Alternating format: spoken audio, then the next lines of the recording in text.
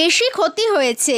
দীপঙ্করকে বিয়ে করে কোনো লাভ হয়নি, বরং ঠকে গেছেন দোলন। বহু বছর একসঙ্গে লিভ ইন করার পর বিবাহ বন্ধনে আবদ্ধ হন বর্ষিয়ান অভিনেতা দীপঙ্কর দে এবং অভিনেত্রী দোলন রায়। অনেক সময়ই দোলনকে শুনতে হয়েছে দীপঙ্করের সঙ্গে সম্পর্ক থাকার জন্য নাকি তিনি বাড়তি সুযোগ সুবিধা পেয়েছেন, কিন্তু সেই কথা বারবার নাকচ করেছেন অভিনেত্রী।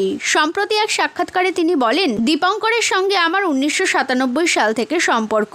ওর আর আমার সম্পর্কের কথা জানাজানি হওয়ার পর আমার লাভের থেকে বেশি ক্ষতি হয়েছে। অনেকেই ভেবেছিলেন দীপঙ্কর বুঝি আমার জীবনকে নিয়ন্ত্রণ করবে এবার, আর সেই জন্যই অনেক কাজ আমি পেতে গিয়েও পাইনি, হাতছাড়া হয়েছে। কুপ্রস্তাব পেলে সেটা সামলানোর ক্ষমতা আমার ছিল, কিন্তু একই সঙ্গে অনেক কুপ্রস্তাব আমার কাছে আসেনি এটা ভেবে যে দীপঙ্করের সঙ্গে আমার সম্পর্ক আছে।